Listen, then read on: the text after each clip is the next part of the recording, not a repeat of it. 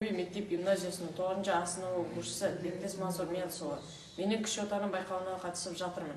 Және кіші отаным Рәмізан номинациясы бойынша Қаратөбе десе болды есімі қатар жүретін Мұхит Мералұлы туралы өз жұмысында назарларыңызға ұсынамын. Оқушылар, бүгінгі біздің сынып сағатымыз туған өлкеміз Қаратөбеге арналады. Өлке тарихы отан тарихының бастауы.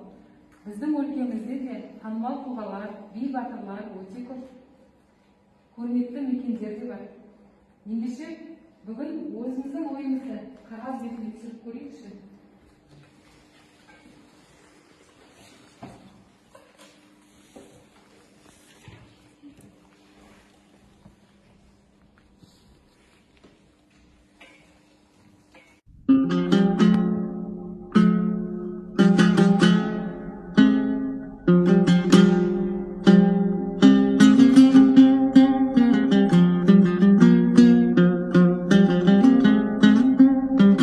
Менің туған жерім Қаратөбе ауданы Батыс Қазақстан облысының оңтүстік шығысында орналасқан.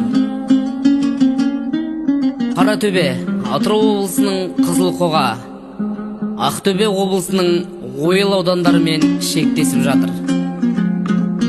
Бұл өлкенің тарихы бай, тамыры тереңде.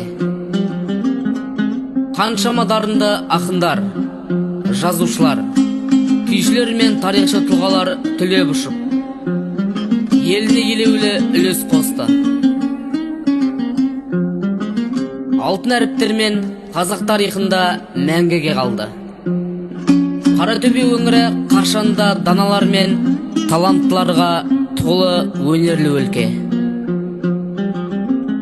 Қазақ әні, қазақ жанының ғасырлар көшінде шаң баспаған сырлы айнасы, халық рухының ықылымнан тіл қатқан тірі куәгері. Ал сол қазақ әндерінің дүниеге келуіне себепкер болған, оны насихаттай білген, қаймағын бұзбастан өскелең ұрпаққа жеткізе білген азаматтар қашанда ел есінде болады. Бүгінгі жеткен көлгөсір ән қазынамызға зор үлес қосып, өнернама тарихында өзіндік суреткерлік болмысымен есімін таңбалаған сирек дарақтардың бірі Мұхит Мералұлы. Кім білер, кімдер болар мейірім қанар, рухым сөнген менің қайта жанар.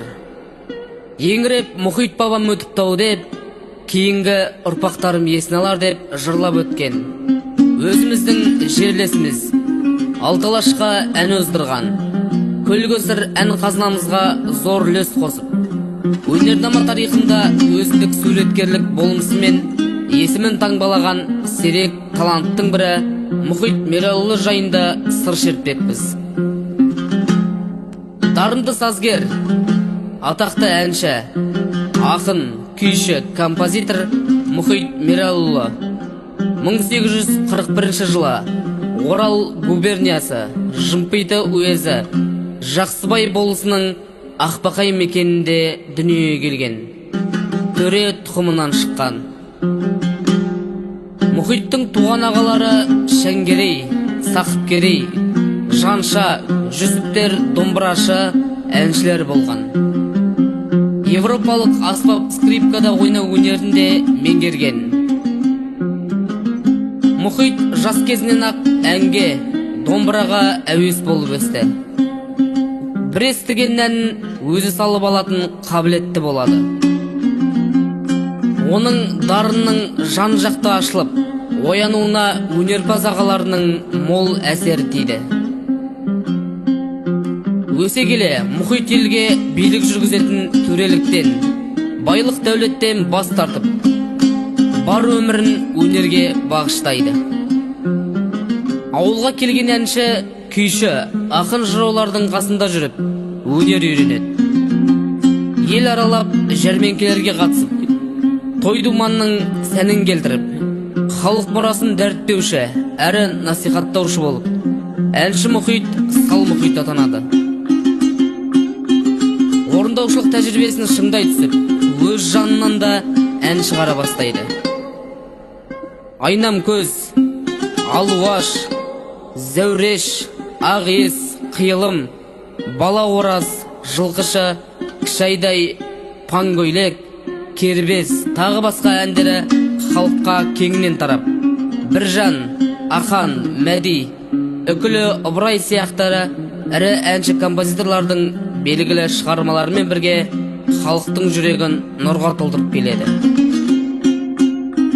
Көбінесе лирикалық әуенде келетін мұхит әндерінде адамның жан дүниесін, ой арманын, махаббат сезімін суреттеу, табиғатты тамашалау, адамның жеке басына сүйсіну сезімдері мол бейнеленген. Белгілі өнер зерттеушісі Александр Затаевич қазақ әндері саласында мұхит халық музыка элементтерінен өзіндік мағынасы бар ән мектебін құрды. Ал мұхиттың өзін қазақтың баяны деп атап кеткен.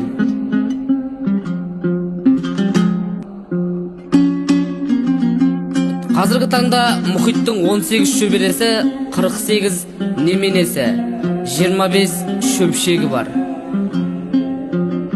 Мұхит 1918 жылы 15 наурызда қайтыс болған. Өткізсегер думансыз бір түн ақын, айдынына көңілдің жұрт тынатын. Әнін салса, мұхиттың салмақ болса, біреулердің көмейі жыртылатын. Таныс дауыс даланың киігінде, күйік қосар іштегі күйігіне. Мұхит қана салады мұхит әнін шырқауына жеткізіп, биігіне деп мұхиттың ән айту шеберлігінен асқан дарын иесі екен, қайталанбас тұлға екен мойындатқан екен.